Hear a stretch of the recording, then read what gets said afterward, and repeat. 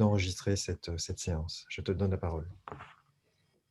Voilà, merci. Alors déjà, je vais tout de suite signaler que j'ai un petit peu modifié le titre parce qu'en préparant, je me suis rendu compte que c'était tellement vaste qu'en 20 minutes, il fallait absolument que je restreigne un tout petit peu. Donc j'ai en fait centré quand même sur un outil particulier de nos dispositifs qu'on a appelé CoronaGro TV.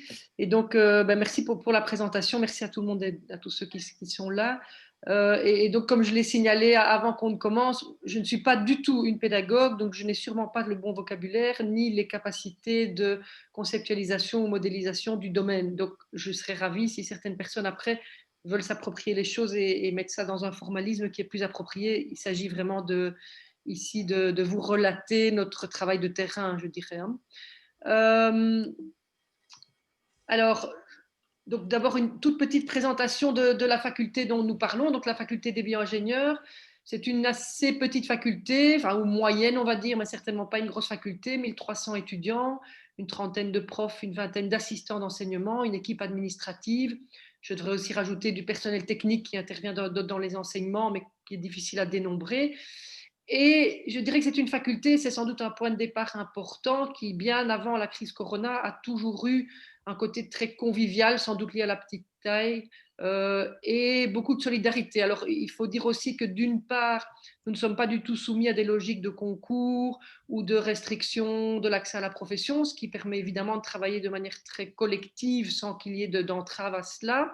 Et à côté de ça, ce sont des études d'ingénieurs avec forcément une composante très liée à la gestion de projet. Et vous voyez dans la petite image du dessus nos étudiants lors d'un des nombreux projets qui émaillent leur parcours. Donc, ils sont très habitués à travailler de manière collective. Et cette convivialité se traduit aussi dans les échanges entre enseignants et étudiants. Alors, avant de poursuivre, je vais remercier déjà les autres acteurs de ce que je vais vous présenter. Donc, on a, je dirais, piloté la faculté vraiment en trio depuis le début de cette crise. Bon, c'était le cas avant, mais ce trio s'est réellement resserré et avéré être extrêmement positif. Donc, le doyen, c'est le professeur Philippe Barret et la directrice administrative, c'est Christine Deneyer. Et ce que je présente aujourd'hui, c'est le fruit de notre travail à tous les trois. Alors, je dirais le point de départ. Alors, j'ai mis ici le 12 mars, mais en réalité, pour aller un tout petit peu plus loin, le 9 mars, nous avons peut-être plus vite que d'autres facultés de notre université pris conscience de ce qui allait se dérouler, puisque le premier cas de coronavirus positif, de Covid dans l'université fut dans notre faculté, avec d'ailleurs, dès le départ, des cafouillages de communication, des dérapages qui ont fait qu'on a eu les journalistes qui débarquaient dans les salles de cours. Bref, je vous passe un peu les détails, mais nous avons sans doute plus vite que d'autres facultés pris conscience de ce qui nous attendait. Et le 12 mars, donc il faut savoir que nous avons dû basculer à distance le 16 mars. Le 12 mars, en fait, j'ai demandé à rencontrer les délégués étudiants. Et c'est là qu'on s'est rendu compte, parce que en fait, la rencontre, à l'origine, avait pour but de s'organiser au mieux pour l'enseignement à distance, qui allait arriver quelques jours après. Et les choses arrivaient plus vite qu'on ne croyait. Donc ce jour-là, j'ai été acheter un tas de tablettes et de matériel informatique. Et puis, j'ai vu les étudiants. Je les voyais a priori pour des raisons plutôt techniques. Et puis, ça s'est transformé en une réunion qui a duré plus de 2 heures et qui m'a montré à quel point ils étaient en plein désarroi. Et ce qu'ils me disaient, j'ai relu encore mes notes aujourd'hui et ça m'a un peu émue parce que je suis sortie de là très, très interpellée. Ce qu'ils me disaient, c'est qu'ils entendaient une communication guerrière. On parlait de phases. Bon, maintenant, on en est au baromètre. À l'époque, c'était des phases. Ils ne comprenaient rien. Ils recevaient des messages institutionnels oui, très guerriers, on va dire. Oui, voilà. Donc, c'était plein de points d'interrogation et beaucoup, beaucoup de culpabilisation. On savait déjà à l'époque que c'était une maladie qui touchait qui était dangereuse plutôt pour les personnes âgées et qu'ils sentaient déjà tout le poids d'être les vecteurs de quelque chose qui les concernait sans doute moins. Et ils nous ont vraiment supplié d'avoir avec eux une attitude de communication plus, comment dire, est-ce que c'est bienveillant qu'il faut dire, ou en tout cas plus légère. Et ça, c'est vraiment la genèse de CoronaGro TV, suite à cette réunion qui a été un vrai électrochoc. Je me souviens encore de mon état juste après, et c'était pas brillant. Je pense que j'avais déjà un film de ce qui allait se passer, et beaucoup de choses se sont passées malheureusement ainsi. Et donc, on s'est vraiment mis dans l'optique avec le doyen de faire quelque chose de léger. Et c'est comme ça qu'est né CoronaGro TV, je vous en parlerai plus en détail après. Et ce que j'ai essayé de faire, pour ne pas être que chronologique, j'ai essayé de résumer ce à quoi a servi l'outil et en partant d'abord des outils traditionnels de communication d'une faculté. Et donc, je dirais traditionnellement, qu'est-ce qu'on fait avec des outils de communication? Ben, on informe et on partage aussi ses valeurs. Donc ça, c'est ce qui se serait fait même hors crise. Alors, ce qu'une faculté ne fait peut-être pas toujours, mais qui reste tout à fait, je pense, dans la sphère facultaire et qu'on a aussi voulu faire avec cette chaîne de TV, c'est d'une part montrer comment on fonctionne, montrer comment on s'organise et partager nos pratiques pédagogiques, y compris avec les étudiants. Alors ça, je pense que ça reste tout à fait dans les missions d'une faculté, mais je les ai déjà mis plus à droite et dans une autre gamme de couleurs parce que c'est peut-être moins fréquent et je pense que notre expérience nous montre que finalement, c'est une assez bonne idée de montrer aux étudiants les dessous de notre fonctionnement. Alors, ce qui va apparaître en bas de l'écran maintenant, ce sont des choses qui peut-être, on pourrait en discuter, sont moins dans les cordes habituelles de ce qu'une faculté fait. Donc d'abord, on était face à une crise complexe, multidimensionnelle, qui quelque part est bien en phase avec ce que nous apprenons à nos étudiants. Donc les bioingénieurs sont assez bien outillés, je dirais, pour analyser une crise dans son ensemble. Il y a une dimension du vivant aussi dans cette crise, donc c'est fort en lien avec ce qu'on fait dans la faculté. Et donc clairement, on voyait là une opportunité de donner du sens ou réfléchir, analyser. Mais au-delà de ça aussi, garder du lien, parce que clairement, un des grands défis, on l'aura vu après, c'est la perte de lien, l'isolement, la perte de motivation liée à ça, etc. Donc tout ça reste encore quelque part. Alors ça a été hors de la crise Covid, on n'aurait pas fait ça, mais quelque part on pourrait dire que ça reste encore finalement logique qu'une faculté fasse tout ça. Et là où peut-être on peut questionner un peu plus, c'est qu'on s'est aussi dit que c'était notre rôle de rassurer, de donner de l'espoir à nos étudiants. Et on a même été jusque rire et jouer. Alors ça, vous allez dire, ça n'a peut-être plus rien à voir avec ce que doit faire une faculté, mais je pense que ça fait partie des ingrédients qui nous ont permis de garder une certaine légèreté dans notre communication. Et donc voilà, ça a donné lieu, à l'heure actuelle, nous en sommes à 8 épisodes donc, de cette TV. Hein, et donc ça a commencé au moment du basculement à l'enseignement à distance. Et le dernier épisode est tout frais, il date de ce nouveau basculement à l'enseignement à distance de novembre.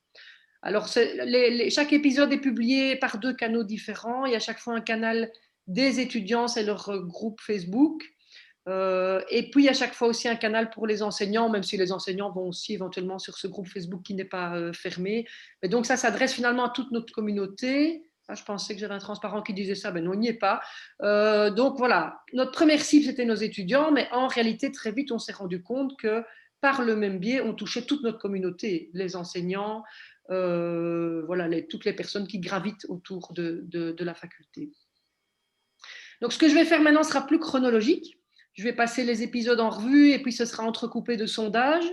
Mais chaque fois, je vais reprendre un petit code qui dit, tiens, quels sont les axes qu'on a travaillés dans chacun des épisodes. Donc, le tout premier épisode, ben, il date du 12 mars. Et quelque part, c'était un épisode qui a visé à rassurer, mais aussi déjà à informer, parce qu'on était au moment du basculement et voilà, on a déjà commencé à dire à nos étudiants, voilà comment on va faire, voilà le type de l'approche pédagogique. Et déjà dans ce premier épisode, il y avait une petite part d'analyse et de lien avec des enjeux sociétaux.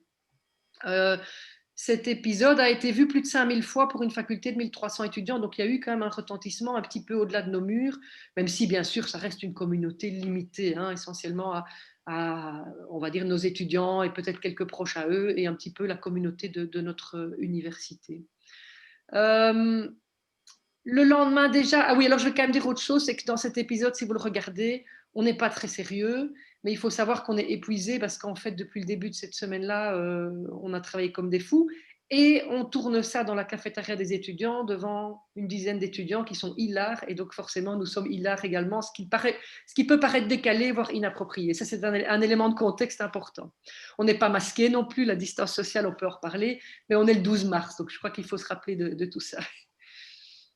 Alors ça, c'est le lendemain, donc il y a eu un épisode qui est sorti dans la foulée, où on a vraiment montré comment on a fonctionné pour mettre notre faculté en mouvement. Et donc là, on est beaucoup plus, vous avez vu, on est dans le mauve et dans le vert, on est dans la partie haute de mon transparent, on est vraiment dans les missions de la faculté. Informer, on a parlé de nos valeurs, et puis on a fort parlé organisation et pédagogie. Et donc ça a permis aux étudiants aussi de s'approprier la manière dont nous allions fonctionner. On a insisté sur les interactions pendant les cours, on a aussi insisté, ça se voit dans la vidéo, sur garder un rythme, garder les horaires, publier les vidéos à l'heure de cours, tout ça s'entend. Et puis, ils nous voient à l'action à nouveau. Bon, c'est peut-être pas très Covid-friendly, mais ils voient dans cette vidéo que nous sommes en train de chercher des solutions. Il y a des séquences très sympas, par exemple des assistants qui font de la programmation, qui prennent le contrôle d'écran, mais tout ça, on découvrait, on était à notre jour 1 de découvrir des outils, ce qui est quand même assez...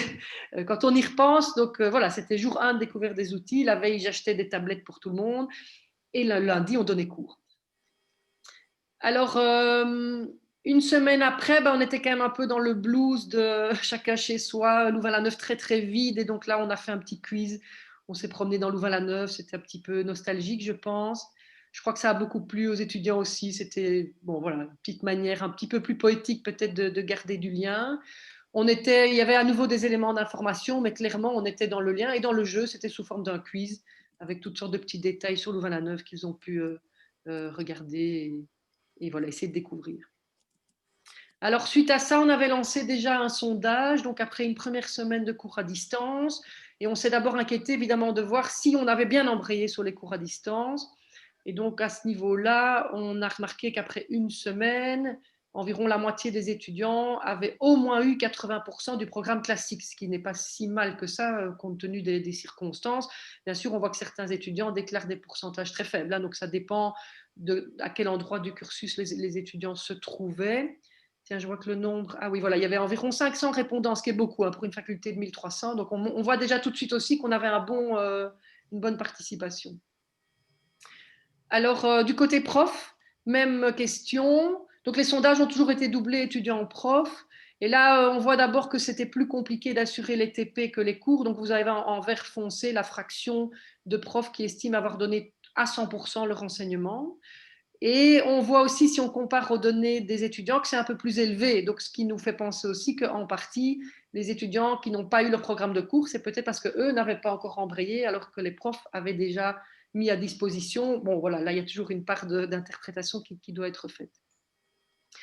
Alors, l'état d'esprit des étudiants qui nous préoccupait beaucoup, hein, on avait vraiment de tout, avec d'une part des étudiants finalement très positifs, qui se sentaient tranquilles, qui gagnaient du temps, rassurés, et c'était notre objectif, qui avaient pu travailler à leur rythme, et beaucoup déjà d'expressions de gratitude et de confiance en notre équipe facultaire, donc ça c'était quand même encourageant, mais à côté de ça, bien sûr, beaucoup d'expressions aussi de sentiments négatifs, de l'anxiété, de la solitude, beaucoup de craintes par rapport au parcours académique.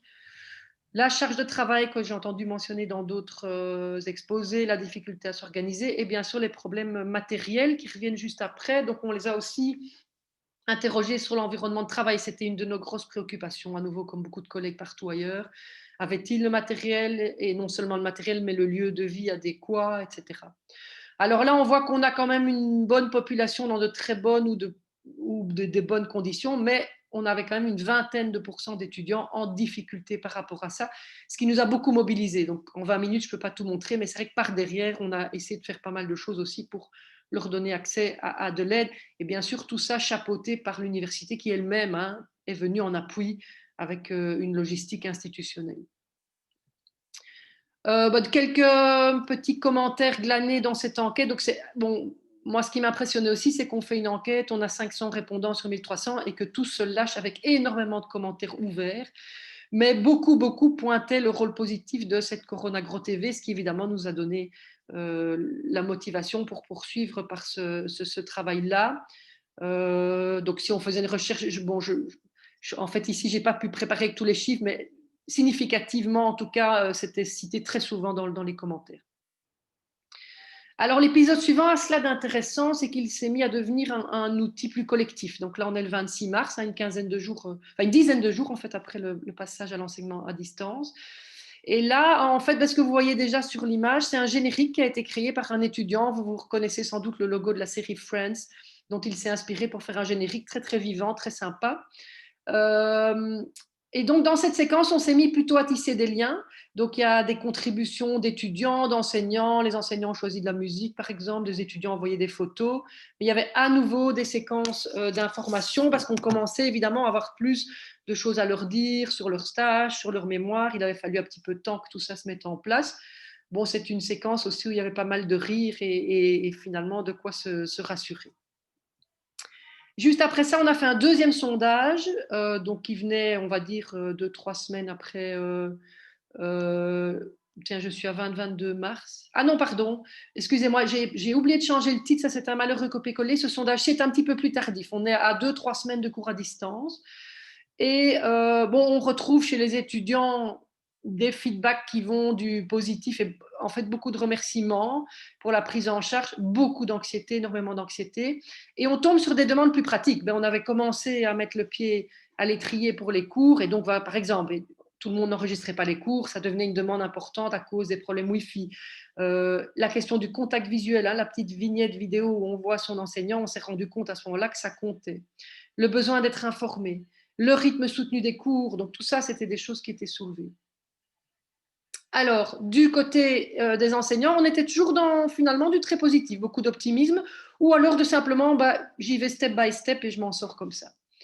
On a poursuivi notre petit bonhomme de chemin avec des séquences qui étaient à nouveau chaque fois avec de l'information. On était au 5 avril, hein, on avait des infos aussi plus précises à donner sur certaines choses, mais toujours conserver ce lien et des contributions des étudiants. On a eu beaucoup de chats. On a eu aussi, voilà, par exemple, nos étudiants tuteurs, c'est les étudiants qui interviennent dans l'enseignement, qui ont fait une petite séquence, etc. Après est arrivée la difficile et épineuse question des examens, qui, je dois dire, a créé un peu une fracture dans la communauté, ou en tout cas une fracture entre étudiants et enseignants et administratifs. Et donc, on a vraiment essayé de travailler sur communiquer à nos étudiants ce que ça voulait dire évaluer. On a nos profs qui a vraiment fait une séquence très, très pédagogique. On est retourné finalement plus dans le core business d'une faculté, informer, parler de nos valeurs, notre organisation, notre pédagogie. Et à ce moment-là, je crois que c'est tout ce qu'on savait faire. Je dois dire aussi que je crois qu'on n'avait pas trop le cœur à rire à ce moment-là parce qu'on était sous une pression gigantesque et il y avait quand même une forme de conflit au niveau de l'université avec les étudiants qui n'a pas été trop amplifié chez nous en faculté, mais malgré tout, c'était tendu. Alors, le sondage après les examens de juin a montré que nos étudiants, comme partout ailleurs, hein, avaient eu beaucoup de problèmes de motivation. Donc, on a 379 répondants. C'est pas mal, c'est un petit peu moins. Je remercie au passage Laetitia Warnier. Hein, c'est un sondage qui a été conduit par le LLL. Le manque d'interaction avec les autres étudiants, évidemment, est pointé. Bon, vous voyez le reste au niveau de la qualité de l'enseignement, c'était par contre pas trop mal. Le sentiment d'appartenance, on ne peut pas dire que c'était tellement grand. Je me suis demandé après, parce que vous allez voir la suite. Voilà, par contre, ici, c'est par rapport à la communication pendant tous ces mois d'enseignement à distance. Vous voyez que là, c'est pas trop mal. Autant ce qui vient des enseignants que ce qui vient de la faculté, en termes de communication et en termes de soutien, c'est quand même relativement positif. Bien sûr, c'est pas parfait, mais vu les circonstances, ce n'est pas trop mal. Et au niveau des enseignants, 41 répondants, ça c'est quand même beaucoup. On voit là, par exemple, on voit l'information de la part de la faculté, là c'est quand même un très bon score, le soutien par la faculté également, et on pense que l'outil Corona Gros TV, mais aussi tout ce qui s'est mis en place autour, toute la dynamique pédagogique de la faculté, ont vraiment joué beaucoup. Donc voilà, ce qu'on ne voit pas ici, parce que je n'ai pas tout montré, c'est la question de la charge de travail des enseignants, qui était gigantesque et qui a été soulignée énormément dans l'enquête aussi. Alors l'épisode de la rentrée était très important, vous voyez un peu tout l'arc-en-ciel là, des éléments qui apparaissent, parce que dans cet épisode, évidemment, on a eu le souci aussi de mettre dans le bain les nouveaux étudiants qui allaient arriver. Alors la photo que vous voyez ici, c'était un petit extrait de la séance de remise des diplômes qu'on avait fait comme on pouvait, dans les conditions telles qu'elles étaient. Vous voyez quelques profs là derrière et puis les étudiants, les jeunes diplômés. Donc ça a été un épisode quand même très important pour l'accueil des étudiants. Et puis, un petit saut dans le temps, puisqu'on est arrivé il y a peu de temps, où on a dû basculer. Alors en Belgique, on a eu un système de code. Avant le code rouge, on a d'abord eu le code orange, mais où on pouvait mettre moins de monde en auditoire. Et de ce fait-là, on a commencé à devoir faire beaucoup plus d'enseignement à distance. Et là, vous voyez le sentiment ici des primo-arrivants, les nouveaux inscrits par rapport aux étudiants en général. Vous voyez qu'il y a un peu de tout. Alors, en fait, ce n'est pas très différent, mais les primo-arrivants sont moins neutres. Ils s'expriment plus souvent, soit sur le fait d'être plutôt serein, soit de ne pas l'être. on retrouve des répartitions similaires à ce qu'on avait trouvé à l'époque du premier basculement finalement. Des gens plutôt contents avec ce qui se... Enfin, contents ou sereins, on va dire, pas stressés, et d'autres pour qui c'est compliqué. Ce qui était intéressant aussi, c'est que nous, on a voulu analyser à ce moment-là le décrochage qui nous interpellait beaucoup. Et je suis vers la fin, Pascal. Je vois le stop qui s'affiche. Et donc, ce décrochage, on a essayé de voir un peu pourquoi les étudiants ne suivaient pas les cours en direct. C'est ça qui nous inquiétait beaucoup. On avait l'impression que beaucoup d'étudiants différaient l'utilisation des cours. Il a semblé que les raisons principales, c'est soit qu'ils préfèrent effectivement le podcasting et voir ça après coup, mais quand même, attention au manque de motivation et au manque d'interaction. Étonnamment, il pointait moins le manque d'organisation. Et donc, suite en fait à toute cette étude du décrochage, on a eu une réunion vraiment consacrée à ça avec les étudiants et avec les assistants. Ils ont à nouveau dit que dans les commentaires ouverts de leur enquête, l'enquête a été faite par les étudiants eux-mêmes, il y avait énormément d'étudiants qui demandaient, je pense que j'ai retenu 20% des étudiants, demandaient un nouvel épisode de Coronagro TV. Ce que nous avons fait, et cette fois-ci, nous l'avons vraiment axé sur le côté rassurant, et en fait, ce qu'on a fait, c'est un tour d'horizon de ce qui continuait en faculté. On a parlé un petit peu d'enseignement à distance, mais surtout, on a la chance d'avoir des activités pratiques qui sont maintenues pour le moment. Et on a fait un tour d'horizon de ça, ce qui finalement était un super topo de notre pédagogie et de plein de choses qu'on fait en faculté. Donc, je trouve que c'était une atmosphère très positive.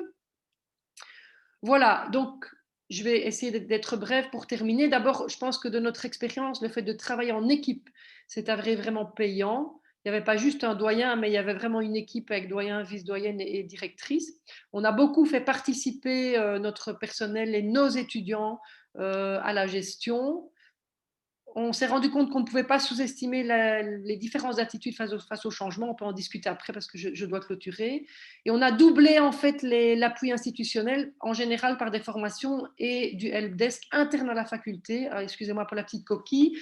Ce qui a été très important parce que le contact de proximité, je pense, permet d'oser demander des choses qu'on n'ose pas toujours demander ailleurs. Alors sinon, je pense qu'on est allé sur des terrains qui sont pas toujours classiques pour une faculté, mais que c'est précisément le fait qu'il y avait une interrelation très forte entre les éléments extérieurs, la crise Covid, et des éléments académiques qui nous a poussé à faire ça. Et je pense quand même qu'on était vraiment mobilisés par le besoin qu'on a senti de jouer un rôle d'adulte et de se rappeler que nos étudiants sont des adultes en construction, mais là je laisserai les psychologues parler, mais ne sont quand même pas encore tout à fait des adultes, et que ce qui se passait autour d'eux était quand même lourd à porter, et je pense qu'ils avaient besoin d'une base solide, de sentir qu'on représentait une base solide, et bon, c'est ça qu'on a essayé de faire en partie, parce qu'on était quand même dans une période où, je dirais même au niveau des plus hauts dirigeants, on courait un peu comme des poules sans tête, et on a essayé d'éviter ça. J'avais prévu une petite séquence à vous montrer, mais peut-être que, voilà, je vais un petit peu passer alors. C'était la séquence de rentrée, pour vous montrer que c'est un peu décalé, hein. Et donc, c'était pour présenter nos équipes. Donc, on va voir passer, voilà, c'est le staff administratif, ce sont les profs, ce sont les assistants qui ont défilé comme ça. Ça, c'est dans le couloir de la fac. En plus, c'est un lieu qu'ils connaissent bien. Je passe un petit peu. Et puis, on utilisait toujours les derniers écrans pour quelques infos, notamment, voilà, toujours le lien avec le service d'aide, et ainsi de suite.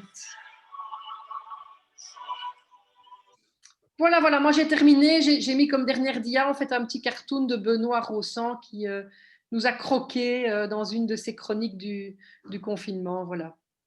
C'est fini pour moi et je serai ravie évidemment de répondre à vos questions. Je suppose que j'arrête le partage d'écran.